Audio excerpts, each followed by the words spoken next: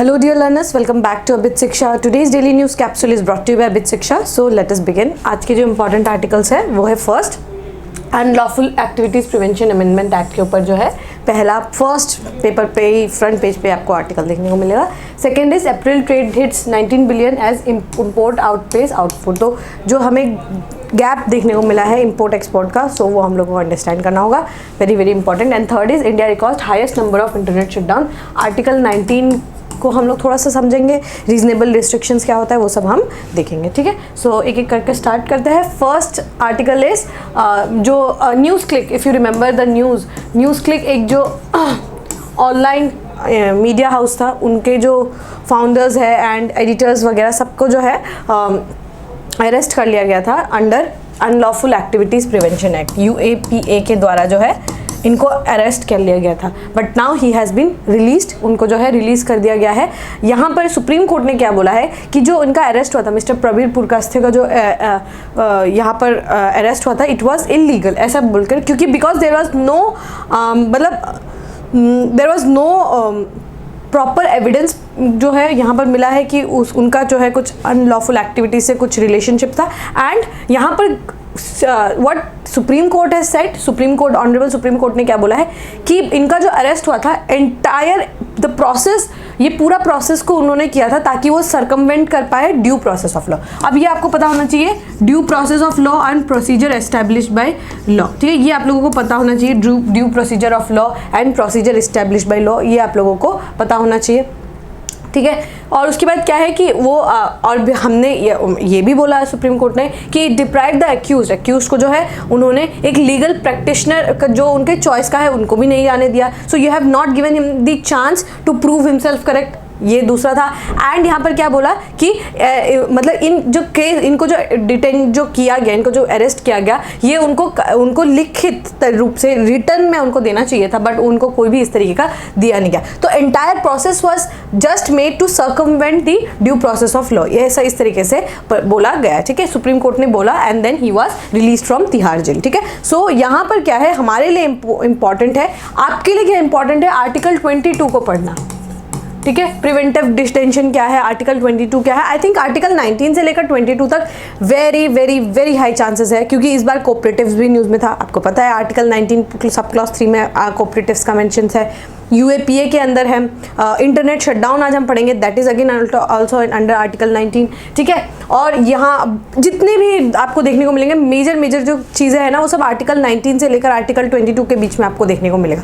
So this fundamental right becomes absolutely important. ठीक है, तो ये आपको अच्छे से करते हुए जाना है. तो मैं आप लोगों को वो आपका होमवर्क रहेगा कि आप आर्टिकल 19 से लेकर 22 को how you do, that will be your homework. But from what I will teach you is UAPA. ठीक है, अनलॉफुल एक्टिविटीज़ प्रिवेंशन एक्ट. ठीक है, UAPA एक्ट ऑफ 1967 में जो है ये एक्ट को जो है ये पास करा दिया गया था ताकि जो भी कोई अनलॉफुल एक्टिविटीज़ हो रहा है देश में तो उसको हम कर्व कर सके, उसको हम रोक सके. बेसिकली यही था. ठीक है, सो ये क्या है अनलॉफुल एक्टिविटीज़ क्या होता है कि एक कोई भी एक्शन कोई अगर इंडिविजुअल लेता है, कोई एसोसिएशन लेता है, to if it has the intention to abrupt the territorial integrity and sovereignty of the country. अगर वो ऐसा कोई भी एक्टिविटी है जिससे देश का जो टेरिटोरियल इंटेग्रिटी है, ठीक है, जैसे you know territorial integrity in the sense कि आप जो है टेरिटरीज बॉर्डर्स के आसपास आप जो है कुछ इस तरीके की एक्टिविटीज़ करें which will have an impact, कोई देश आकर वो जो है वो टेरिटरी को ले जाए, या फिर यू आर ट्राइंग टू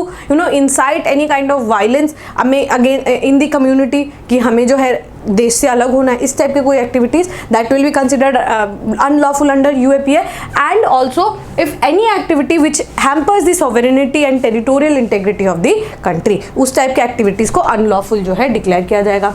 ठीक है, ये एक्ट एब्सोल्यूट पावर देता है किसको, सेंट्रल गवर्नमेंट को. सेंट्रल गवर्नमेंट को यहाँ पर पूरे तरीके से 100% एब्सोल्यूट पावर जो है दिया गया है, by way of which if the center deems an activity as unlawful then it may by way of an official gazette declare it so. ये कौन सा एक्टिविटीज़ लॉफुल है, कौन सा एक्टिविटीज़ अनलॉफुल है, ये डिसाइड करने का पूरा पावर सेंट्रल गवर्नमेंट के पास है. Central government and not even parliament but central government के पास है.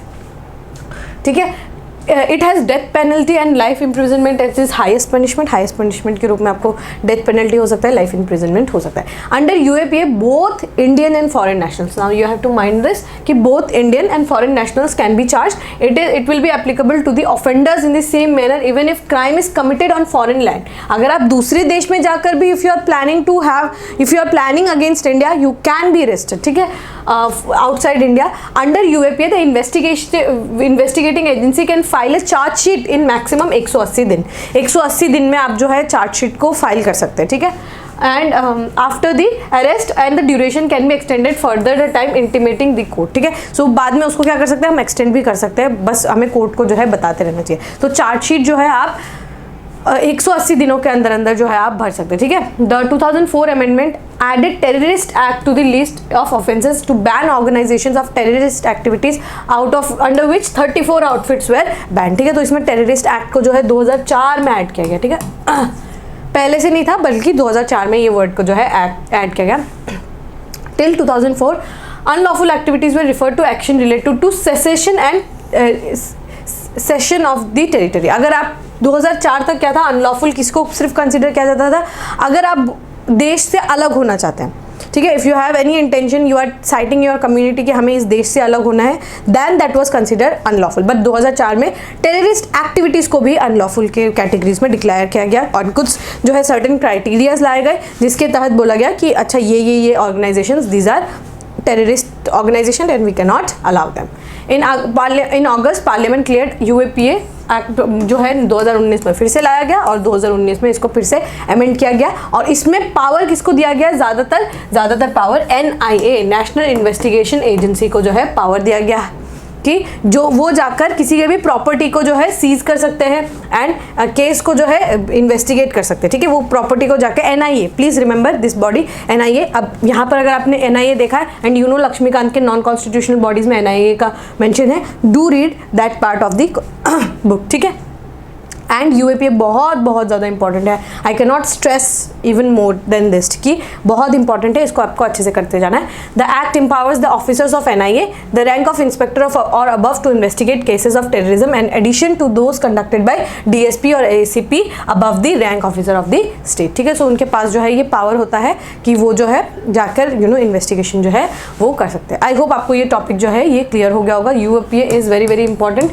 आपका होमवर्क क्या क्या है, यूएपीए मैंने आपको यहाँ पे समझा दिया, आपको एनआईए करना है, आपको आर्टिकल 19 से लेकर 22 को अच्छे से प्रिपेयर करना है, ठीक है।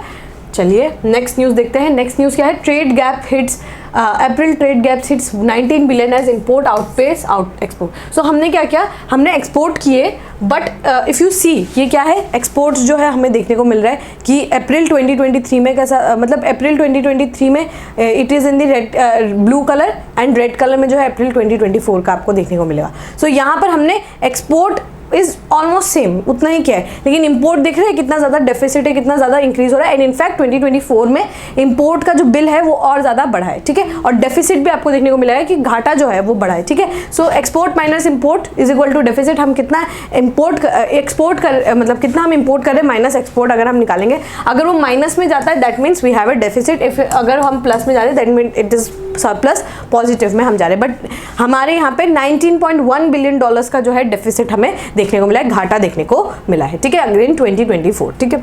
सो न्यूज़ क्या है कि हमें हमारा जो है इंपोर्ट बिल इंक्रीज हो गया, दैट्स द न्यूज़। क्यों हुआ है यहाँ पर बिल क्यों इंक्रीज हुआ, हमारा इंपोर्ट बिल क्यों इंक्रीज हुआ है, बिकॉज ऑफ ऑयल प्राइसेस सबसे पहला तो, दूसरा क्या है गोल्ड प्राइसेस, ठीक है। बहुत सारे फेस्टिवल्स भी थे तो लोग जो है धड़ाधड़ गोल्ड खरीदते हैं उस समय में and we have to import gold, so gold का भी प्राइसेस बढ़ गया है। सो उसकी वजह से जो ट्रेड डेफिसिट है वो 19.1 बिलियन डॉलर्स जो है आपको देखने को मिलेगा। सो ये भी हमारा शार्प इंक्रीज हुआ है, ठीक है, ये शार्प जो है आपको इंक्रीज हुआ है and 32% year on year increase हुआ है इन दी मंथ ऑफ अप्रैल, ठीक है। और कंपेयर करेंगे अगर हम 2023 से then it has also increased, ठीक है।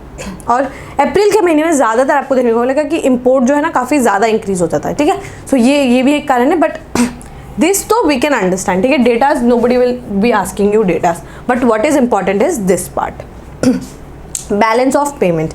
बैलेंस ऑफ पेमेंट जो है ये एक इंपॉर्टेंट पार्ट है जो आपको पता होना चाहिए, ठीक है। ये जो है ये पूरा जो है ये आपका RBI जो है इसको मेंटेन करते हैं, ठीक है। बैलेंस ऑफ पेमेंट ये क्या है, इकोनॉमिक ट्रांजैक्शन है, क्या है, इकोनॉमिक ट्रांजैक्शन है बिटवीन कंट्रीज, ठीक है, इकोनॉमिक ट्रांजैक्शंस है बिटवीन कंट्रीज है, ठीक है। बैलेंस ऑफ पेमेंट क्या है, दो कंट्रीज के बीच में जो भी इकोनॉमिक ट्रांजेक्शन हो रहा है, उस ट्रांजैक्शन हो रहा है, उसको हम उसमें अंडरस्टैंड करते हैं। So it has two heads, first head is your current account, second head is your capital account, ठीक है। एक हेड क्या है, करंट अकाउंट है, एक दूसरा हेड क्या है, कैपिटल अकाउंट है। सो करंट अकाउंट क्या है, डे टू डे जितना हमारा खर्चा हो रहा है, हम कहीं इंपोर्ट एक्सपोर्ट कर रहे हैं, that is your current account. Capital account में if you are trying to build any infrastructure, long term कोई लोन है, सो वो क्या हमारे कैपिटल एक्सपेंडिचर में आ जाता है, ठीक है। So current account, capital account, ये आपको समझ में आ गया ना। Current account it is further divided into two parts, ठीक है, विजिबल्स एंड इनविजिबल्स, ठीक है, विजिबल्स एंड इनविजिबल्स।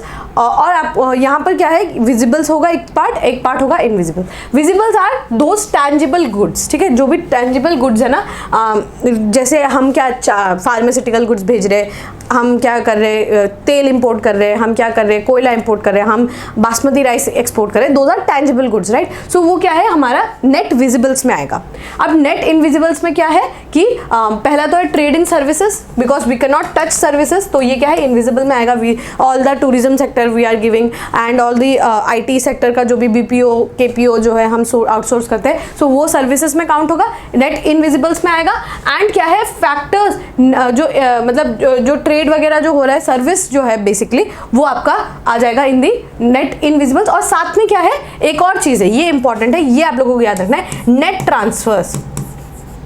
ट्रांसफर्स में जैसे कि कुछ अगर ग्रांट्स है, कोई अगर वो आपका रेमिटेंस है, ठीक है, ये सब क्या है, रेमिटेंसेस वगैरह, ये सब किस में आ जाते हैं, आपके नेट ट्रांसफर्स में आ जाते हैं, ठीक है। नेट ट्रांसफर्स में it is considered free money. Now if you are giving your money to your family as remittance, ये क्या है, for a country it is like free money, ठीक है, फ्री मनी। सो यहाँ पर हमें if you make a table on our own, BOP का दो हिस्सा है, बैलेंस ऑफ पेमेंट का दो हिस्सा है, एक है आपका करंट अकाउंट, एक है आपका कैपिटल अकाउंट, ठीक है। सो करंट अकाउंट में क्या क्या हमने देखा, विजिबल्स देखा, नॉन इनविजिबल्स देखा। इनविजिबल्स में हमने क्या क्या देखा, इनविजिबल्स में we saw your services and क्या देखा हम लोगों ने, नेट ट्रांसफर्स देखे, ठीक है। इसमें हमारा रेमिटेंसेज आ जाएंगे, ठीक है, नेट ट्रांसफर्स जो है रेमिटेंसेज आ जाएंगे, ठीक है, इसमें रेमिटेंसेज जो है वो आ जाएंगे। अब कैपिटल अकाउंट देखते हैं। कैपिटल अकाउंट में फॉरेन इन्वेस्टमेंट, ठीक है, सबसे पहला हेड होगा that will be your foreign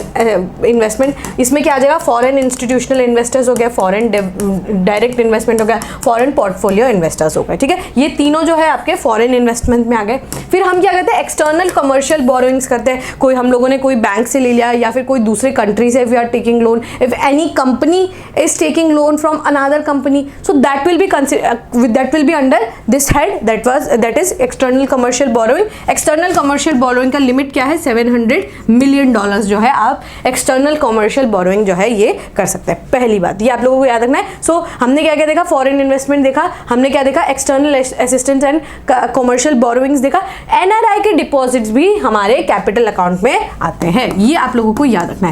NRI का जितना भी होता है ना, NRI के जो भी अकाउंट है, जैसे इफ एनीबडी उन्होंने क्या किया है, NRE अकाउंट खोला है या फिर NRO अकाउंट खोला है, नॉन रेसिडेंट ऑर्डिनरी अकाउंट खोला है, सो ये सब किस में आएगा, कैपिटल अकाउंट में आएगा, ठीक है, not in current account. Please remember ये सब कैपिटल अकाउंट में आएगा, not in current account. NRI का अकाउंट जो है it will be under the capital head, ठीक है, कैपिटल के हेड में होगा, बिकॉज इसमें चेंज होगा then it will have an impact on the economy, that is capital account में इसका आपको इम्पैक्ट देखने को मिलेगा, ठीक है। और क्या है कि अदर कुछ अगर फ्लोज आ रहे, ठीक है, तो ये सब किस में आएगा, आपके कैपिटल जो है अकाउंट में आएगा, ठीक है। सो ये दो हेड्स है, current account and capital account, ये आप लोगों को आना चाहिए, ठीक है। This is very very important, very basic, very static, आप लोगों को ये आना चाहिए। मैंने आप लोगों को यहाँ पर एक्सप्लेन भी कर दिया, ठीक है। सो आई होप आप लोगों को ये टॉपिक जो है ये क्लियर हो गया होगा। We can move on to the last news. The last news is India records highest number of internet shutdown in 2023। So यहाँ पर क्या है कि आपको देखने को मिलेगा कि मतलब यहाँ पर क्या है, रिपोर्ट के द्वारा ये बताया गया है कि इंडिया में बहुत ज़्यादा इंटरनेट शटडाउन होता है, ठीक है।